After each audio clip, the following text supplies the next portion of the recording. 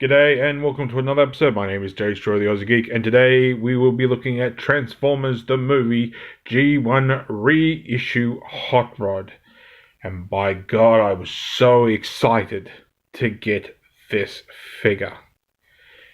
All that time wondering if I'd missed out, that I wasn't going to get this guy, and thankfully one of the members of a group I'm in on Facebook mentioned that Big W had him, and I was right on to the website and ordered there and then, which, funnily enough, normally I get a thing saying, well, your package is in this position in time, and it is in this position when it's about to be delivered, and usually I keep an eye on those when I know a package is on its way, and that didn't actually update, so I actually got him earlier than the paperwork said that was on the website, which I wasn't too worried about at all. If anything, I was happier.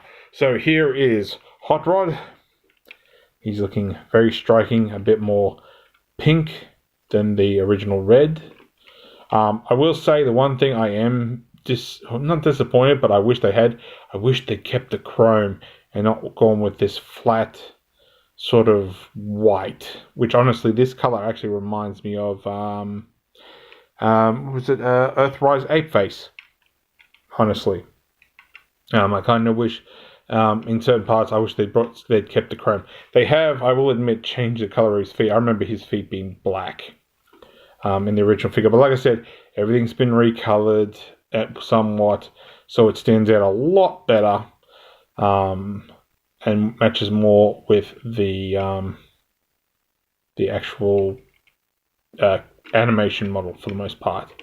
So there we go. He does come with two guns, which is always nice, and unlike all the previous figures, I have nothing in there that also has to go with him. So he doesn't come with the buzzsaw or the repair handle or anything. It's just the two guns. I would assume that they might eventually release this guy with his Target Master, but I'm not holding my breath. So we'll put those into the parts box. That way we can actually have a look at the articulation. Now the head is locked to here due to transformation. I'll take the camera up a little bit so we got a bit more room. But you can sort of untransform that if you want to sort of tilt his head back and forwards. His arms go in and out a little bit. It does not, sounds French, does not go up, does not go out. We do have a bicep swivel. We have an elbow, which gets it that far.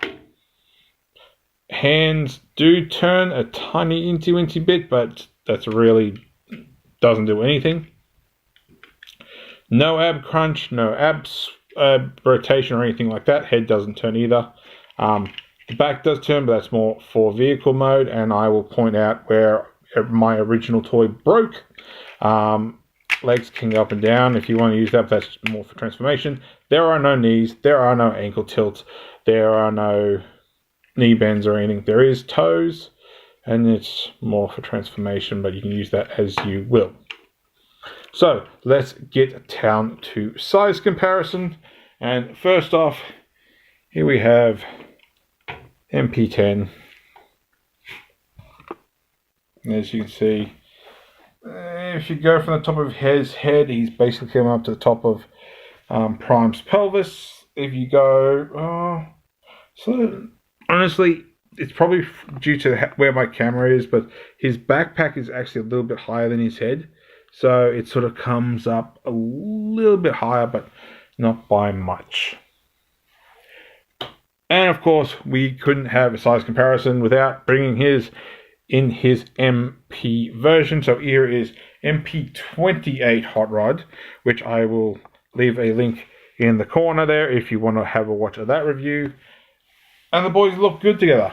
I want to say that MP is more set on his toy's color, whereas he's more the movie color, but I'm happy with both, honestly. I'm not disappointed at all, apart from his ankles, but that's about it. Plus, honestly, I find this pose for this guy a lot better than what I think I originally had him in.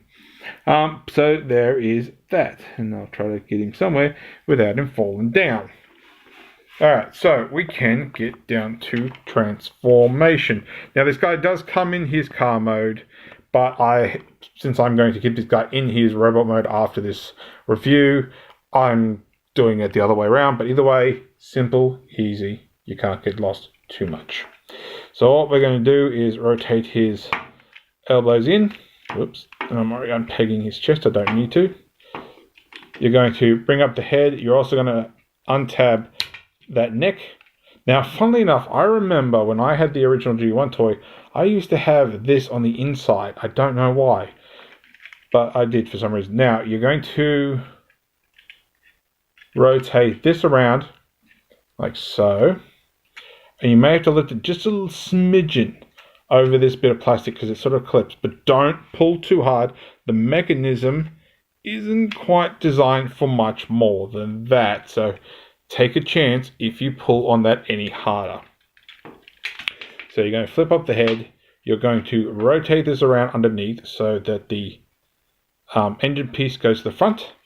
This is going to go under here as you fold it in and sort of sit on top. It'll sit better once you get the arms in place. Now you can rotate the crutch piece.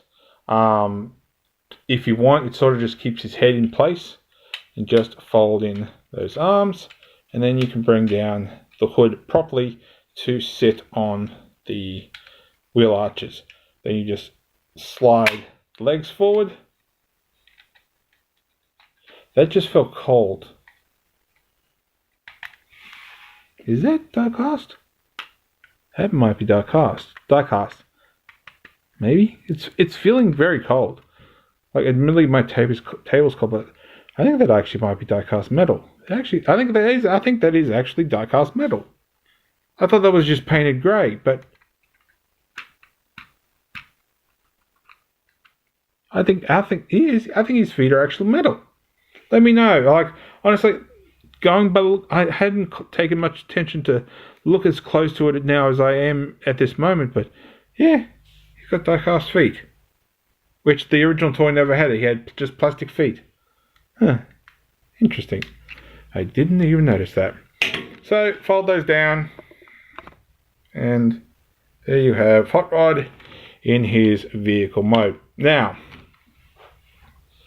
if I can, I will put an image here of something I stupidly tried to follow from the original 86 movie that you can't do with this figure. Even the Masterpiece can't do this. Technically, MP9, the actual Rodimus can do it, but technically this guy can't do it. And that is, there is a scene where this pops up to, I believe, let Daniel out when they're up on Lookout Mountain. I tried that when this figure, I think it was out for a little bit by the time I bought it. Came out in 86. I might have had Hot Rod at that point, not too long afterwards. But I tried flipping this up when I got it home, and that literally tore the whole backpack off. There is, I want to say it's probably just under where the original Rob sign is. There is a turning point, which is how you, of course, turn the backpack around. I completely broke that off. Absolutely ripped it off. And because of that, I used toothpicks, I used glue, all these sort of things to try and keep that backpack in place. Nothing. I had broken the toy within minutes of getting it home. I can't remember how much originally it was, but yeah, I broke it and I was stuck with a Hot Rod with no backpack for the longest time. So if there's anyone out there who really wants to reenact that thing, don't. You'll just break it. But we can do a couple of things. Well, really only one thing in this mode. We can take one of his guns. We'll take that out of the park box. And you can plug either one in the top of the engine. So there is your weapon storage. You can only do it for one. There's no room under here for any other ones. But that one will become more in use with his target master, which of course this guy doesn't come with one. So there is that. But this is the moment in which I'm missing. I missed that chrome all here. You know, it would just make this guy stand out that bit more if the engine block, I hope that's the right terminology, and the exhaust pipes and that were that nice chrome. But pretty much all these figures are not coming with chrome anyway. I'm surprised that's metal in hindsight. Now, I remember as a kid also putting his crutch plate over the hands, and then you can tilt back up, just to sort of secure them more. You don't have to, you know, as long as everything is tight, those hands aren't going to come out anyway. So there you go, yeah. Rose. All right, final size comparison. Here he is with Windblade. So obviously she's a smidgen taller only because of the blade. She's obviously a lot wider than he is.